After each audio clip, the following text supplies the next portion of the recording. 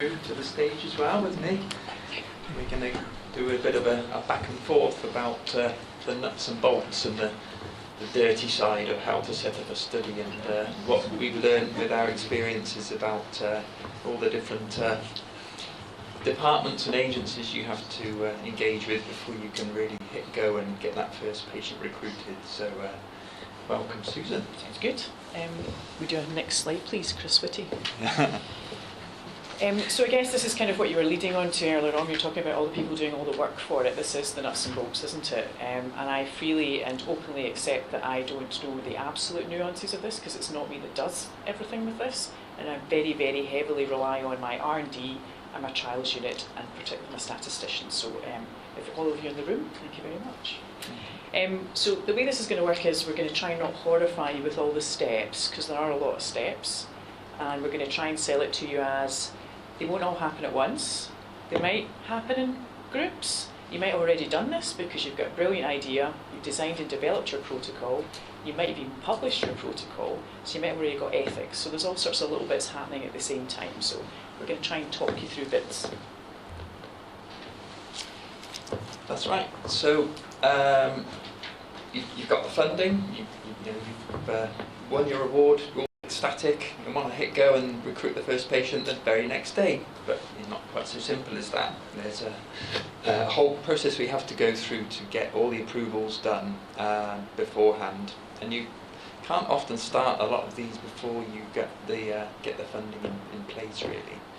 I don't know how many of you have experience with the IRAS platform of applying and putting all of your research onto there. Hands up if you know what IRAS is.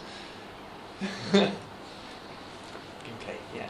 There's not a lot of happy faces there, is there? Before they put their hands up there. No, that's right. I mean, I think it's a lot better than it used to be. It's a lot more unified now. You can apply for Health Research Authority approval and your Research Ethics Committee approvals all at the same time on the same platform. So it used to be two separate, very separate forms you had to fill out and a very laborious task, but it's a lot more straightforward now, and there's a lot of help and support and guidance about what you can put on that platform. You have to get, it's not just a case of cutting and pasting all of your protocol onto it. There's goes into a lot more detail about exactly what's going to happen to participants when, how you're going to handle the data. You have to get it all signed off and approved by the sponsor and the chief investigator, and also some other agencies at the same time as well. Some of the studies may be eligible for what we call portfolio, which is really helpful, I think, because it brings in extra funding for the participants that you recruit. It improves your R&D department's budget for the patients that you manage to get in. And I think things might be slightly different in north of the border, is that right? Yeah, you kind of touched on it when we were talking earlier on. I'm Scottish, just in case you haven't picked that up. And there is a certain difference about the way Scottish approvals go. It's not so much to put another block in the way, I think you just need to know it's there. And it sounds like the Society for the Prevention of Cruelty to Children, but it's actually the NRSPCC, so don't get that mixed up as I did the first time. But you just need to know they're there and they do the processing and such like too. Does anyone remember putting ethics applications in before and you just went and sat in front of a bunch of people? Does anyone remember that? That's not that long ago. So I would say IRAS is perhaps better, slicker, and perhaps a bit more, I don't know, repeatable, reproducible. So yes, you may not like IRAS and you may have got your forms signed and then you may have repeated or changed something in the IRAS form and realise you've gone and had to go and get all your signatures again. Has anyone done that? Yeah, not just me, thank you. But yeah, I think overall IRAS is much slicker. Yeah, and it's a lot better because you can, before you submit your IRAS form online, you have to select your appointment time and your slot with the right Research Ethics Committee before you can hit go and start that whole submissions process. So I think that's a lot better now. It used to be a very disjointed practice. Yeah, I think so. And this is a proportionate review. This depends on obviously what study you're doing, and I'm sure many of you know what we're talking about already. But if you can get a proportionate review, sometimes that's quicker, and it might be the type of study you're doing, and it makes it easier, particularly for prospective cohort studies that I do a lot of. So it's worth having a kind of thought again with your R&D and get some guidance from there. Some rec committees have specialist interests. For example, there are some that like to look at devices. So if you need a rec approval for investigation of a particular device, there are some very specific and specialist rec committees that you have to go to. You can't just buy a general one. And that goes the same with medicines applications. If you're investigating a drug, a CTEMP study, then there's only certain rec committees that can do that as well. Trials units. Your best friends. Absolutely. Does everyone love a trials unit in the room? That's because you work in one. You have to love thyself. Yeah, I basically engage these as quickly as I can, because if you've got a great idea, you need to try and convince other people it's a great idea. And if you can't do that, it's not. So welcome to your new friends, the trials unit. Mm-hmm. Absolutely. The wrong thing to do is to approach them within 2 days of needing their help, and when your funding application needs to be in. I would never do that. Never, ever, ever. Yeah, they're fantastic for helping you design research questions, set up exactly what you need, costing your study, because that's a whole black art in itself that we haven't really touched on here, but there's all sorts of things that you need to think about for how much to ask the funder for. And there'll be all sorts of things you won't think of, like adding in estates costs on to do the study. That can be an extra 5% that you have to think about. It's about £4,000 for a light bulb, I think, isn't it? Is that how it works? Yeah, absolutely. And then once your trial is sort of getting ready to get up and running, the trials units are fantastic at getting all the right committees in place, depending on the sort of the risk, if you like, and complexity of your study. You may need things like a trial steering committee to periodically review your results and make sure that it's all going in the right direction, an independent data monitoring committee to check that recruitment's going well and patients aren't sort of coming to harm. And trial units often have the access to the database to house your recruitment data, things like RedCap, for example, often hosted with servers with the trials units. Great that we've got Kim go over in a bit more detail about how trials units can help you, but they are your absolute best friends. And can I say, I mean, you've got a horrible list there of things that you just think, oh no, look what I need to set up. But actually within all of these, there's the potential for new networks. If you select wisely, you might think you want such and such to be the chair of the steering committee because you've not worked with them, but you've heard good things. So networking can be quite strong in here. It's not just about putting your friends on it, is it? You can bring people into the group. And if you get a wider oversight of what different specialties or different groups think of your research, that's only going to strengthen what you do. And the last thing is I have to go a plug for the Swansea Trials Unit. Can I do that? So again, Scottish, but do run trials, and ELF2, which is what we've run through Swansea Trials Unit. So just to show, you don't have to pick your local trials unit. You can pick one that's keen to work with others, keen to develop an emergency surgery portfolio. Swansea, thank you. And also with that, working with Swansea, we've got the trainees involved, so they're collaborative groups. So the group behind ELF2 is myself, the Scottish Surgical Trainees Group, the Welsh Barbers, the trainees group there, and Swansea. So you can work with any trials unit you want that you think you have the structure and the need for them as well. Dale, you would probably pretty much support that ethos, isn't it?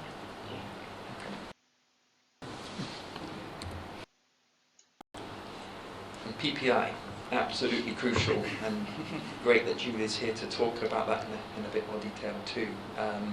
You basically won't get your study funded unless you've got PPI involvement, and all the research we do is for patients, so why wouldn't you involve even the very beginning of defining what your research question is. You're not going to invent a study just because you think it's a good idea. It's got to have that patient focus at the end of the day, and the co-production. We've had Julie on all of our funding, all of our studies going back 8 years now. Been an incredible partner to really focus in and make sure that it's the question we're answering is hugely relevant. And I think you have to be conscious you might not have to set up your own PPI group. There are groups out there for Leeds MedTech. You do some work with PPI there, but also ACP, so the Association of Proctology, they have access to patient groups. Guts UK, this is very virally orientated, but there's a whole bunch of groups out there you can access other PPI, just in case you're feeling tired that day from doing all your PPI work. There are others out there. So. And if you're going into sort of qualitative or focus group work, we're trying to set up some work with minority groups. Muslim community, homeless community, vulnerable people. It's not just a case of sending them an email and expecting them to set up a focus group like that, because they probably won't even reply to your email. You've got to really make that effort to go and meet the community leader, build that relationship with them, and that's going to take some time before you can even think about setting it up. A lot of these groups won't engage and help you unless they see what the end goal is going to be. Some benefit to them. They don't want to be sort of taken for granted or taken for a ride sometimes, because there's a fair bit of distrust, I think, amongst certain groups. So. Do you think still? Because I was going to say that colorectal, in the time that, since I've become a consultant, just before, there was so much work done in the colorectal setting, wasn't there, to engage PPI patients and focus groups, but you still feel we've not quite got it? It's possible, isn't it? I think it's a lot of it's historical about, we've been talking to a lady from Nigeria who feels that black communities have got this fear that being experimented on. This goes back 100 years, but there's still that deep fear of white male people doing research amongst black communities, and that's, you wouldn't think knew it, but there's been quite a lot of work on academic diversity. I don't know if anyone's looked at some of the presentations that come out at the tail end of last year. There's certainly not a very diverse recruitment population in the UK. Is that the way to phrase it? Yeah, that's right. You're probably reflecting that for your story. Yeah. So next one is sponsor. So you have to have, usually for NHS research, you'll have an NHS organisation, usually the lead site, who are taking overall responsibility for the running of your study. They'll be hosting the liability insurance for it. There's a lot of checks that the sponsor has to do to risk assess your study, set up a monitoring plan, make sure that data's there. A lot of agreements that need to go into place. So, what Chris and Lydia were talking about earlier with the One Wales model, it does cover an awful lot of this, and it also to sort of release some of these requirements and responsibilities that they're so used to tackling. But again, it can take a long time, so don't underestimate how long that process will take, and engage your sponsor incredibly early on in the process, even pre-funding if possible. I think if you've got someone you know, a contact, it probably shouldn't be like this, but if you've got someone you know that you like and will keep you in their email, not tuck it down, that's probably your best friend again, isn't it, the sponsor? Yeah.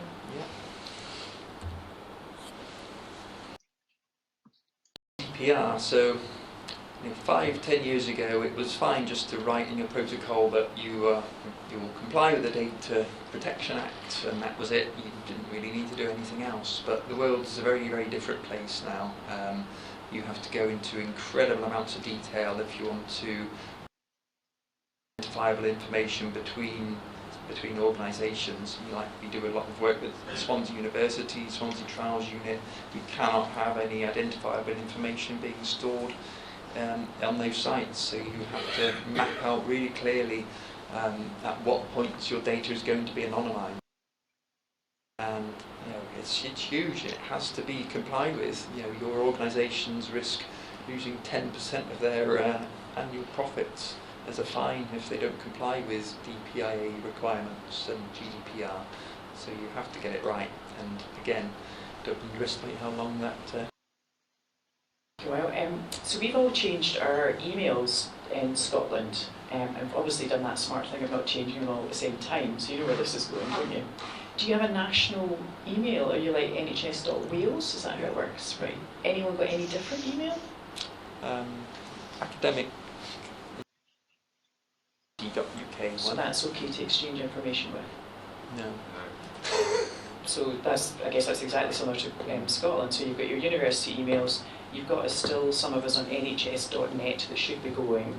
We're all migrating to nhs.scot, but some of us are still in our local, like Greater Glasgow and Clyde. And they're not allowed to speak to each other with data. So there's simple things that I think we could sort out that would make things a bit easier. Yeah.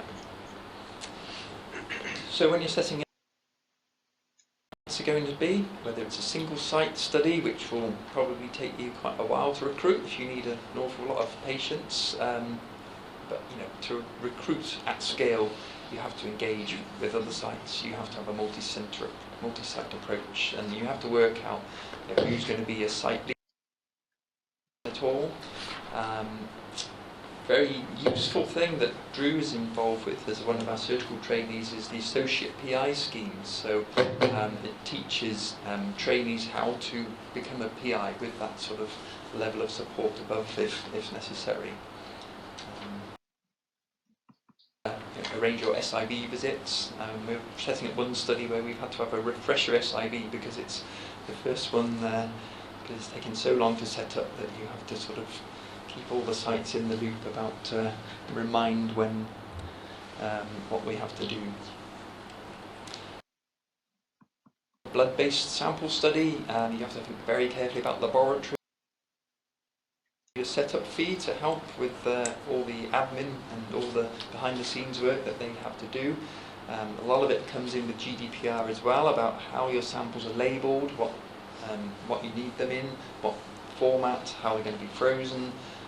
Transport times, chains of custody, process, and you will almost certainly need a sort of material transfer agreement as well to move samples safely between sites. And I think my advice would be here, this sounds terribly hard to set up, but there's so many processes in place for sample transfer and handling that I think it's actually not too effort that you put into it once. The next study you do after that, it does seem to flow a bit easier. Feel free in the room to disagree if I'm being too rose-tinted. No, you're all happy, good.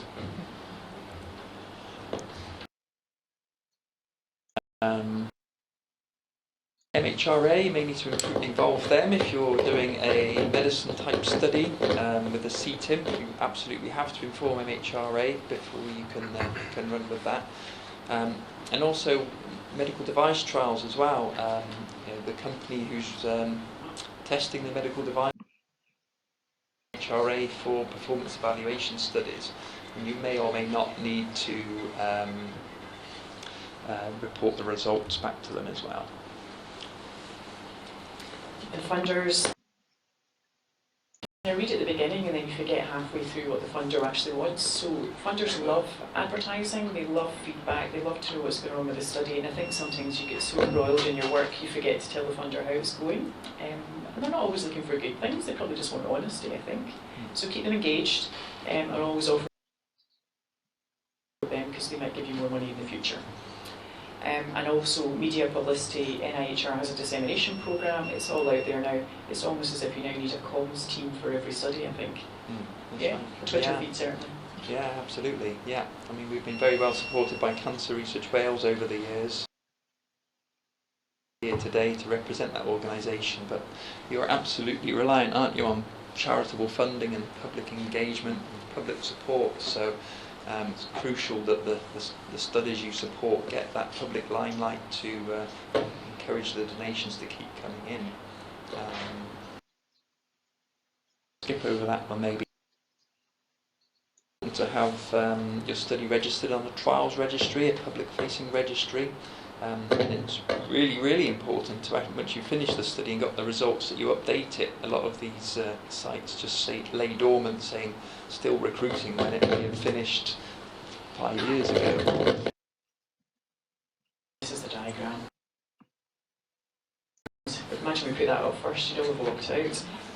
So I guess what we've done the last kind of few minutes is kind of take bits of this, if not most of it.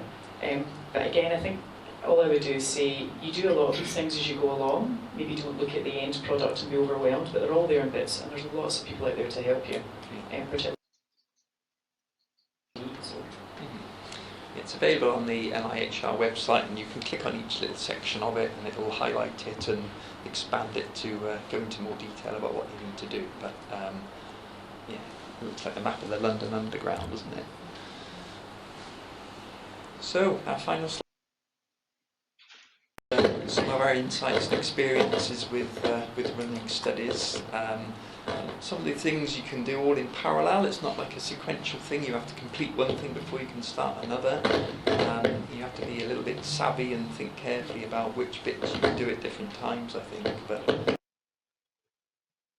going, you've got to often keep pestering people and fill up their inbox with questions, and if things seem to be delayed and your progress,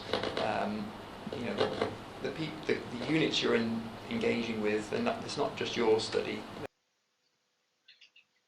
They're looking after 20, 30 different studies all at the same time. So most are very willing to be nudged if there's a task that they need to do to progress things forward. And if someone realises there's probably a slide missing, because it's like, no, there should be a slide like how to deal with surgeons. Yeah. 10 slides we should have put in on that. But yeah, that's pretty much it. Thank you very much. Thanks for listening. Thank you.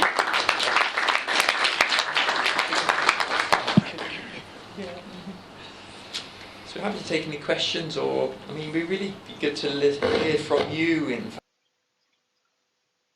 if any of those scenarios we put to you sort of rings true, and any sort of stories or tales that you've got from any of those things.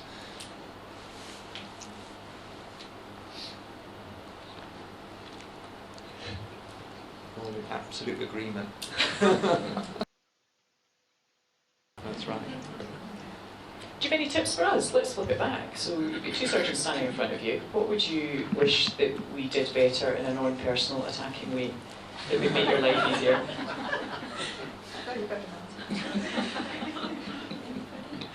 I think it's important. And having worked with Dean in my own organisation, what helps us is when we've got a problem, with Dean being CI for a couple of studies, if we contact him, he always gets back to us really quickly, and that's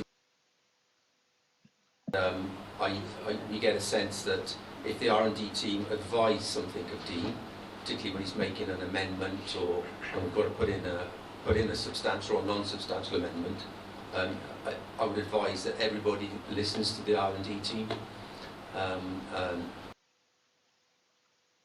With lots of different clinicians where they perhaps keep pushing back and saying, I don't really want to do that, and it really pays to listen, because ultimately if the R&D team succumb and they put it in, 9 times out of 10 it comes back. To any clinician, not just the surgeons, the R&D team are the experts, and they're really good at their job. Thanks for saying clinicians, not just surgeons. Anyone else? Anyone else like to ask anything else? Thank you. To the stage as well with me.